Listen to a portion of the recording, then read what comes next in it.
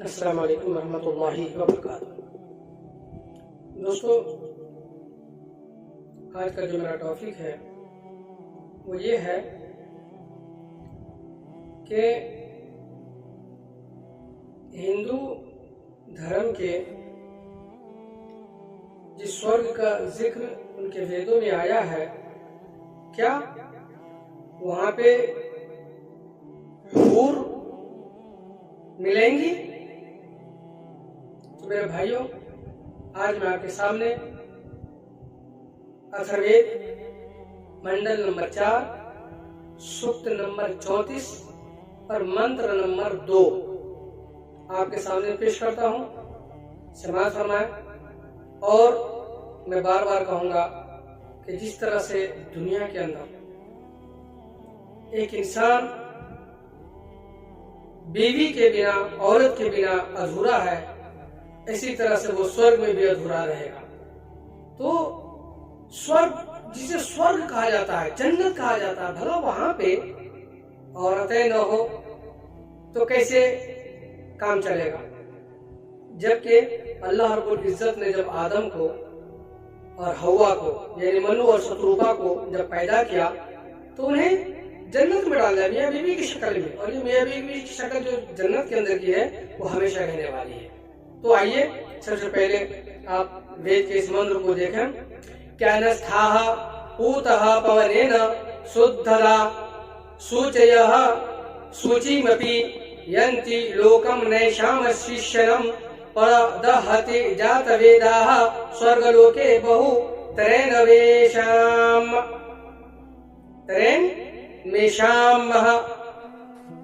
ये ऋग्वेद का 2 नंबर का मंत्र है, जिसका तर्जुमा जो उनके पंडितों ने किया है वो ये है कि सत्रयज्ञ के करने वाले अमृतमय वायु के द्वारा पवित्र, निर्मल एवं दीप्तिशाली होते हैं और देहावसान के पश्चात, ओहो, जरा क्या बेहतरीन तर्जुमा है यार, जरा गौर कीजिए आप लोग। देहावसान किसको होते हैं? कौन नहीं जानता है? जाहिर से जाहिल आदमी भी जानता होगा कि मरने को देहावसान कहते हैं। और क्या कह रहा है कि देहावसान के पश्चात, यानी देहावसान के बाद, मरने के बाद ज्योतिर्मय लोक को जाते हैं, यानी नूरी स्थानों में जाते हैं, है ना, जहाँ पे सिर्फ प्रकाश ही प्रकाश है, वहां पे अंधेरा नहीं है।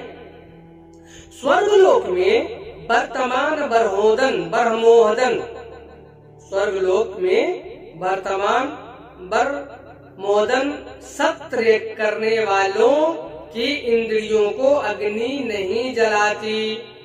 यानी जो लोग सत्याग करने वाले हैं, जो सच्चे दिल से अपने रब की पूजा करने वाले हैं, उन्हें अग्नि नहीं जलाती, यानी वो जन्नत में नहीं जाएंगे। इन्हें भोगने के लिए स्त्रियों का समूह प्राप्त होगा। अल्लाह, बड़ी तर्जुमा मेरा नहीं है, पंडितों का है। मेरे भाई, उनको भोगने के लिए स्त्रियों का समूह प्राप्त होगा। गौर कीजिए, हम तो कहते हैं कि एक जन्नती को 2 हूरें मिल जाएंगी, लेकिन जो अल्लाह के रास्ते में जिहाद करते उन्हें 70 हूरें मिल जाएंगी। और इसके ऊपर ना जाने कितना बवाल और ना जाने कितने डिबेट हो चुके हैं। और उन डिबेट करने वालों को जरा ये मंत्र पढ़ के सुना दो मेरे भाइयों, पहुंचाओ उन सारे पत्रकारों तक जो लोग 70 हूरों को सुन करके परेशान हो जाते हैं और उनके खिलाफ ना जाने क्या क्या बकना शुरू कर देते हैं। और ये तो वेद का मंत्र है और उसका तर्जमा है। मेरे भाइयों, ये ट्रांसलेट भी मेरा नहीं, उन्हीं का किया हुआ है। एक एक लफ्ज मैं आपके सामने मंत्र भी डाल दूंगा, ये तर्जुमा भी डाल दूंगा और मैं आपसे विनती करूंगा, मेरे भाइयों, अपील करता हूँ, गुजारिश करता हूँ कि आप लोग भी उस किताब को, उस बुक को, उस धर्म ग्रंथ को खरीदें, नहीं तो कम से कम डाउनलोड करें और उसको पढ़ने की कोशिश करें। अब आइए, यही चीजें तो कुरान भी कहता है, हूरुन ऐन कअमसालिल लुअलुइ मकनून जज़ाअन बिमा कानू यअमलून। सूरह वाक़िया के उन्हें जो लोग जन्नत में जाएंगे बड़ी बड़ी आंखों वाली हूरें मिलेंगी, कअमसालिल लुअलुइ मकनून, गोया वो तहबता हीरे जवाहरात और मोती सजे हुए हो।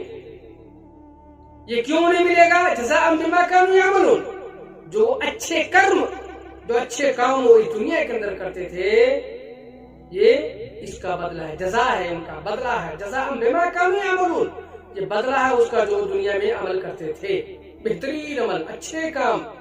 मेरे भाइयों, बुरे काम के लिए कोई धर्म साथ नहीं देता और कोई करने को नहीं कहेगा, इसलिए कि हर धर्म के अंदर है, बुरा कर्म करोगे तो नरक में जाओगे। तो मेरे भाइयों, हम आपसे विनती करते हैं कि आप लोग इसकी तहकीक करें और देखें कि मरने के बाद, यहाँ पे सीधा सीधा लिखा हुआ, देहावसान के पश्चात आपको औरतों का समूह स्वर्ग के अंदर मिलेगा। कहाँ? स्वर्ग लोक, उसमें लिखा हुआ ना, स्वर्ग लोके बहु स्त्रीन में शाम, यानी स्वर्ग लोक के अंदर आपको क्या मिलेगा? औरतों का समूह मिलेगा। तो मेरे भाइयों, अगर आपको जन्नत में भी औरतों का मजा लेना है तो आप लोग इस चीज को ढूंढें। और मैं बार बार कहता हूँ कि जिस तरह से आप कहते हैं फख्र के साथ कि हम पहली शरीयत की कौम है, इसी तरह से हम लोग भी फख्र के साथ कहते हैं कि ये हम आखिरी शरीयत की कौम है। तो पहले और आखिरी आपको सोचना पड़ेगा। वही चीज जो आपका वेद बता रहा है, वही चीज हम कुरान के अंदर देख रहे हैं। तो अभी देखिए, आप भी परखिए और आप भी सोचिए और इसके ऊपर अमल कीजिए। वल्लाह, अगर आपने इसकी तहकीक कर ली तो आपका दिल नूर से भर जाएगा। अल्लाह हमारे दिलों को मुनव्वर करे, हमें इसी तरह पे चलने की तौफीक दे। अस्सलामु अलैकुम व रहमतुल्लाहि व बरकातहू।